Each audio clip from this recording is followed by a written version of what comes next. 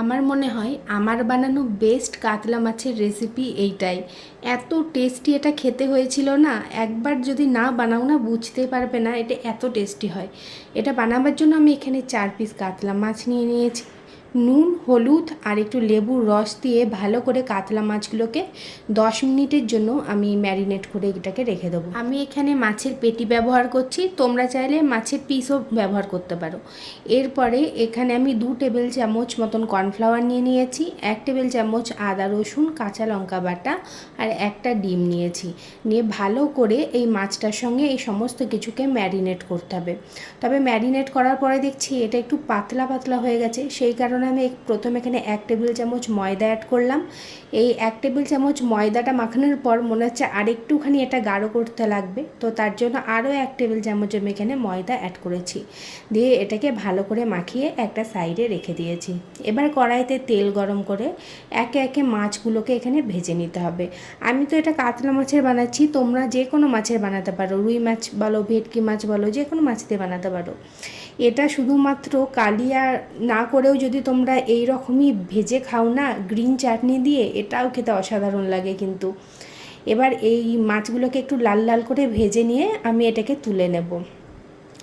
তারপরে ওই তেলেই আমি দিয়ে দেবো গোটা গরম মশলা, দিয়ে দেবো এলাচ লবঙ্গ দিইনি, এলাচ, দারচিনি, তেজপাতা, শুকনো লঙ্কা, তোমরা লবঙ্গ চাইলে দিতে পারো।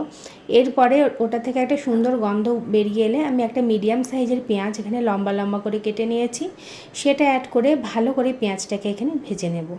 পেঁয়াজটা ভাজা হয়ে গেছে, এখানে একটা মিডিয়াম সাইজের টমেটো আমি পেস্ট করে অ্যাড করে দিলাম। তারপরে ভালো করে মিশিয়ে নিচ্ছি, আর ওই মিক্সচার জারটা ধোয়ার একটুখানি জল আমি এখানে অ্যাড করে দিলাম, কেননা ওটার মধ্যে অনেকটা টমেটো লেগেছিল।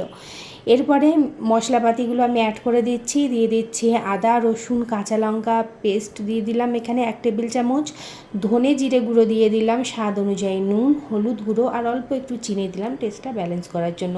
তোমরা চাইলে এখানে লঙ্কার গুঁড়ো যদি তোমরা খাও তোমরা ইউজ করতে পারো, আমি যেহেতু খাই না তাই আমি এখানে ইউজ করলাম না। আর না, লঙ্কা গুঁড়ো ইউজ করার দরকারও নাই, তেলে না লাল টমেটো পেস্টটা দিলে এমনিই একটা সুন্দর কালার চলে আসে। এরপরে 1 টেবিল চামচ টক দই আমি অ্যাড করেছি, তারপরে মশলাটার সঙ্গে খুব ভালো করে মেশাবো। মশলা থেকে তেল ছেড়ে এলে এখানে পরিমাণ মতন জল দিয়ে দেব। তারপরে জলটা যখন ফুটে উঠবে তখন একে একে আমি ভেজে রাখা মাছগুলোকে এখানে অ্যাড করে দিচ্ছি। তারপরে ঝোলটার সঙ্গে মাছগুলো একটু ভালো করে মিশিয়ে নিয়ে এটাকে ঢাকা দিয়ে 5 থেকে 7 মিনিট আমি ফুটিয়ে নেব। আর একটা কাঁচা লঙ্কাও আমি দিয়ে দিয়েছিলাম। 5 মিনিট এটাকে মিডিয়াম ফ্লেমে আমি ভালোভাবে ফুটিয়ে নিয়েছি। 5 মিনিট পর ঢাকাটা খুলে নিয়েছি, দেখতেই পাচ্ছ। আর একটুখানি এটার ঝোলটা আমি কমাবো, তবে তোমরা যতটা পরিমাণ ঝোল চাও ততটা পরিমাণ রাখতে পারো। এবার আমি গ্যাসের ফ্লেমটাকে অফ করে দেবো। গ্যাসের ফ্লেমটা অফ করে দিয়ে ওপর থেকে ধনেপাতা ছড়িয়ে দেবো। তারপরে ধনেপাতাটা ছড়িয়ে দিয়ে আমি 5 মিনিট এটাকে স্ট্যান্ডিং টাইমে রেখেছিলাম। তারপরে গরম গরম ভাতের সঙ্গে এটা আমি সার্ভ করে দিচ্ছি। এটা এত টেস্টি হয়েছিল, আমি তোমাদের কাছে রিকোয়েস্ট করব তোমরা প্লিজ একবার এটা বানিও আর আমাকে কমেন্ট করে জানাবে আজকের ভিডিওটা তোমাদের কেমন লাগলো। ভিডিও ভালো লাগলেই অবশ্যই একটা লাইক আর শেয়ার করে দিও। আর তোমরা যদি ফেসবুক পেজ থেকে দেখে থাকো আমার ভিডিওটা, পেজটাকে ফলো করে পাশে থেকো। যদি ইউটিউব চ্যানেল থেকে দেখে থাকো চ্যানেলটা সাবস্ক্রাইব করে পাশে থেকো। আবার দেখা হবে অন্য কোনো এক ভিডিওতে।